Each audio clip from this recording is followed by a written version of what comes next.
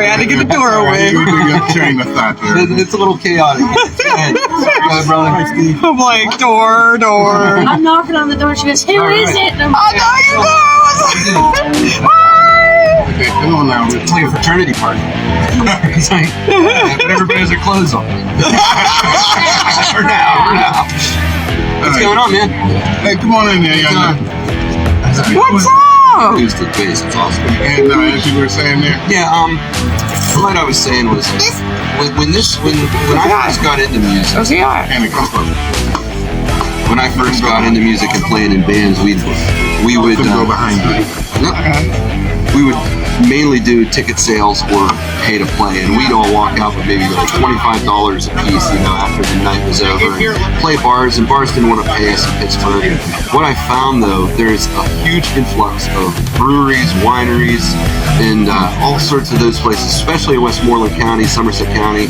I've been playing on the Laurel Highlands Core Tour they have, and I've notified all sorts of people from Latrobe down to Somerset to Acme to Mount Pleasant, PA, and they pay me because they appreciate the music. They appreciate who I bring out, and I get nobody shorts me. They're very generous, and they're all locally owned people. So it's like they want to treat you good because you're bringing something to their venue, and that's a lot different than what I experienced in the city. In the city, I got a lot of ticket sales, and that's not how you run things, man. I'm sorry, and I don't want to.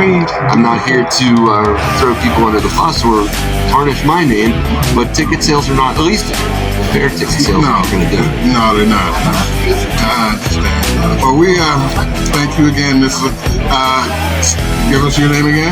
Steve Hawk Music on Facebook. And is any other way they can find you? Or I'm on Instagram. I use X now. I guess it used to be Twitter, but Facebook is really where I do most of my communication. And I have business cards. I'm going to pass them out, and I have email address and things like that.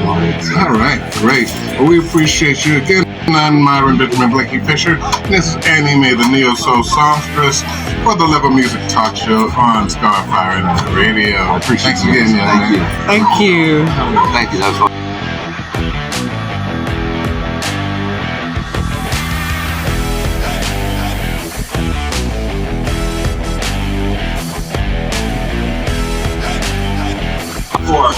Yeah. It's your girl Annie Mae, the Neo Soul Songstress, and we are live here for the Love Music Talk Show with your host Annie Mae, and we have Myron Benjamin Blakey Fisher, and this young man that we're about to talk to, his name is Steve Hawk. And Steve, you're from Pittsburgh? Scottsdale, actually. Scottsdale, PA, near Greensburg. Okay. And you're a musician, and what instrument do you play? I play acoustic guitar. I'm a singer-songwriter. I've been doing it for a while. Good. How long have you been doing that? Since 1999. After that time period, I kind of lose track of a few years here and there. Okay. So, what got you into music? My brothers love music. My grandfather was in one of those 1950s gospel quartets. Oh, okay. Traveled all around and had a record and everything, and I'd listen to that. And as I got older and go out to find a chick or something, and I'd come home alone and be sad, I'd put the records on and they'd get me back into a good spot in my life. My brother's music, though, they went to college during the alternative grunge movement type era. I'm a few years younger than them, so they'd go out and party, and I'd listen to all their albums while I was like playing Sega and Nintendo and stuff. I got into their music and got me into a lot of this. And a lot of girls, since you were throwing the music, right? You want the real answer? Or? When I was younger, maybe. But I soon learned not to be playing for the chicks, or else I would be sorely disappointed. Pardon me. Okay. Annie?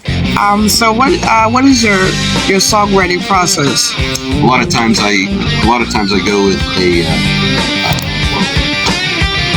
chord progression first. I'll come up with something, and I'll just sit down and I'll just play just a string of notes. I was lucky whenever I was younger because I found a chord book that actually showed me what chords go in the same key.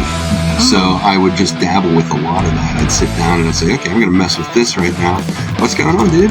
How you doing? Good seeing you, brother. And like I just all of a sudden start humming something, or I just start singing something. That's when the writing would come down. Now, sometimes it would take weeks. Like I have a song that I started like 20 years ago that I'm finally finishing, and but one of the songs I played in there, the way things used to be, I wrote that in an hour. You know, everything was there, everything laid down perfectly, and I was able to get it done. Oh, you're good. Coming through again. He's running this thing, so he can do it every. Yeah, yeah. So now, what inspires you most? It's a lot of things, honestly. You know, when I was younger and I'd go out, like I had a line in one of my songs, and it was, I can't remember it now, but it was like, I'm going out to find somebody special and I'm coming home with just a six-pack and some songs. You know what I mean? So, I mean, different things inspired me over the years, from women breakups to broken hearts of losing loved ones, and seeing my parents grow old, you know, seeing me get older, you know. There's a lot of stuff in there. Excuse me, sorry. You're good, man. You're good. It makes it more creative. And any advice that you would give to a becoming artist? Don't stop. I've been doing it for a very long time, and when my band broke up, I thought, well, this is it. Nobody wants to hear an acoustic guy. And the minute I stepped out on stage for the first time with a collection of old songs, everybody loved it right off the bat, and it inspired me to just keep going.